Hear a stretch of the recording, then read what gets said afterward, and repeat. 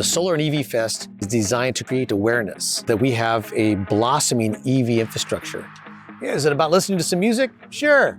Maybe going to have some good food made by some local food vendors? Why not? But the most important, our mission, if we make any impact at all, is to get into the newspaper, get into the press, and let people know that the solar and EV industry this is a job incubator, and it revolves around putting people to work, getting people trained, specifically in the electrical and the solar industries. If we can do that and help people's lives in the process, then I think we're on our mark. There's going to be a lot more electric vehicle infrastructure in the future that needs to be installed. So there's going to be more jobs there. Not too many people currently are servicing electric vehicles, so that's another opportunity there as well. North Bend has a lot of engaged dealerships and other entities that are really, pushing electrification at the forefront, which is really exciting to see.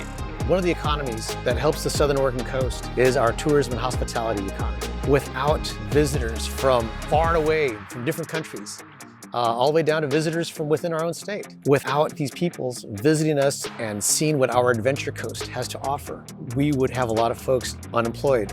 Well, in the tourism and hospitality industry, showing the rest of the world that we support this expansion of the EV infrastructure. Charging started. And that we have mechanisms in place to keep their vehicles charged, I think that we're going to attract that segment. We've already begun to at the Itty Bitty Inn. My dad, years ago, put 2 Tesla EV charging stations in, making us one of the first hotels on the Oregon coast doing so. Immediately, we started getting visitors to the Itty Bitty Inn, plugging their cars in, they're staying overnight, and instead of just driving on through to the next charging station, they were staying in town. They were eating at our local restaurants, visiting our pubs and our souvenir shops. And after they'd realized that this was a gem on the Oregon coast, they're starting to come back. I think serving the EV infrastructure has been a boon for us, and will continue to do so. The event had 3 simultaneous locations over 2 days. It's 2 blocks away on Union Street. We have ragtime bands, rock bands, grunge bands, and food carts. So folks are able to take advantage of that when they're visiting the EV Fest.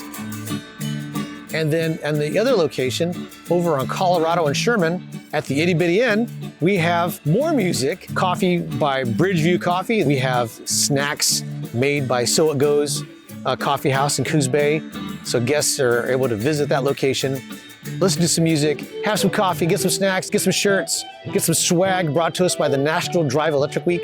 EVs also include the micro-mobility sector. So right now there's a community nonprofit called Front Street Community Bike Works, tuning bicycles and e-bikes at that location as well. The e-bike wave has already started. We're surfing the wave as we speak. In my experience, one of the positives that I hear people talk about who come into our shop and ride electric bikes is that it allows them a freedom of movement. We have a lot of hills here. It can be very tough to pedal a bike up a steep hill. So the electric bikes really help. Park your car, ride your bike. Right behind you guys, there is an Arcimoto electric vehicle. It's a 3-wheeled wonder created and manufactured in Eugene, Oregon.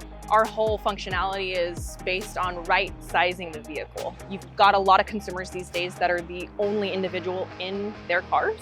So you're looking at someone who's just making a quick drive around town or going to pick up something, and why not right-size that vehicle and make it fully electric?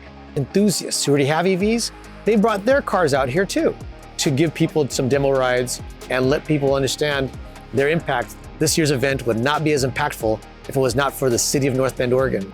Our Mayor Jessica Engelke, she stepped up and says, hey, excited about incorporating a new industry to help put people to work. So the city of North Bend was a big fan behind that. We went to city council to get a mayor's proclamation. And since then, we've had a lot of folks inquiring about how they can get jobs in the electrical industry. I think there's a saying that goes, a rising tide floats all vessels. It's pretty popular here on the Oregon coast.